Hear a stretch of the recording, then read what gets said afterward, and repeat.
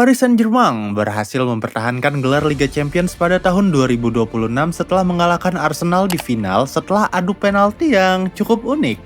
Setelah kemenangan, seharusnya seluruh perhatian tertuju pada prestasi PSG dong. Tapi malah yang di-highlight kebalikannya. Sama kayak tahun lalu, berita utama justru datang dari jalanan kota Paris. Mobil dibakar, toko dijarah, dan ratusan orang ditangkap hanya dalam satu malam. Bagi banyak orang, muncul pertanyaan yang sama. Ini kenapa PSG yang menang tapi Paris malah rusuh? Harusnya kan rusuh kalau kalah kan? Tapi nggak sesimpel itu. Dan di video ini kita bakal bahas satu persatu.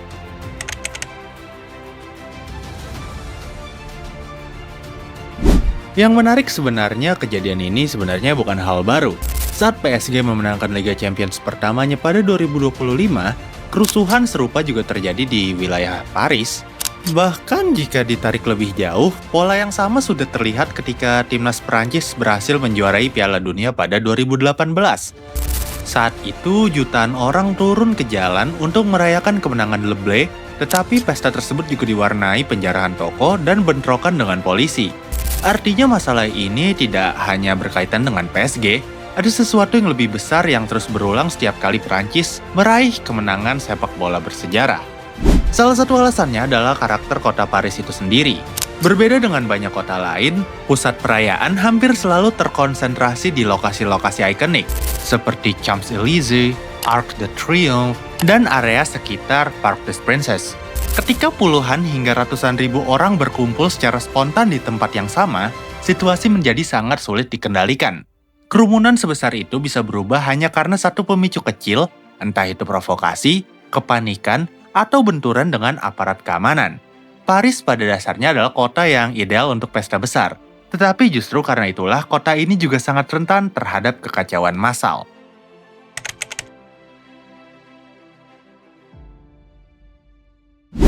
Ada kesalahpahaman yang sering muncul setiap kali kerusuhan terjadi.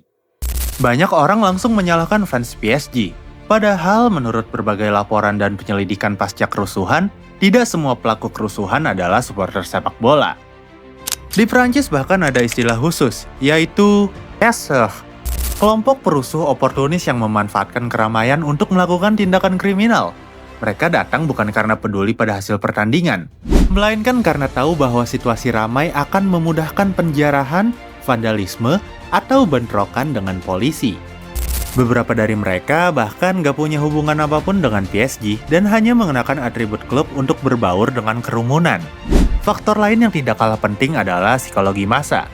Ketika ribuan orang bernyanyi bersama, menyalakan flare, menyalakan kembang api, dan merayakan kemenangan terbesar dalam sejarah klub mereka, emosi kolektif akan meningkat drastis.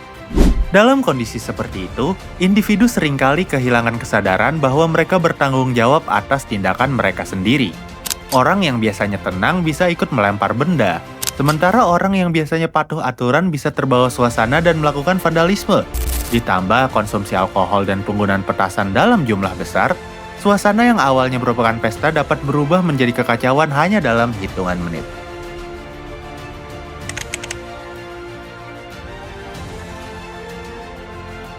Tentu saja nggak bisa dipungkiri bahwa PSG memiliki budaya supporter yang sangat fanatik. Kelompok Ultras PSG terkenal dengan koreografi mewah, nyanyian tanpa henti, flare warna-warni, dan atmosfer stadion yang luar biasa. Masalahnya adalah atmosfer ekstrim yang mereka ciptakan seringkali menjadi latar yang sempurna bagi kelompok lain untuk membuat kerusuhan. Akibatnya ketika kekacauannya pecah, semua orang langsung mengaitkannya dengan supporter PSG, meskipun kenyataannya jauh lebih kompleks dari itu.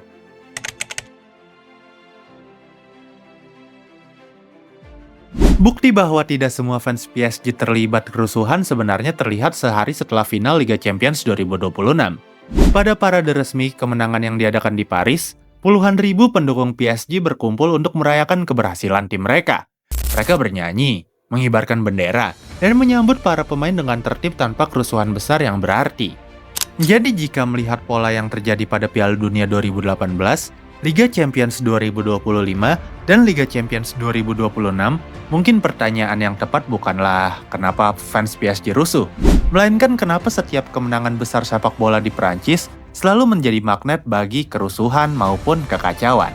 Karena pada akhirnya masalah ini tampaknya bukan hanya tentang sepak bola, melainkan tentang bagaimana sebuah kota menghadapi ledakan emosi kolektif dari jutaan orang dalam satu momen bersejarah.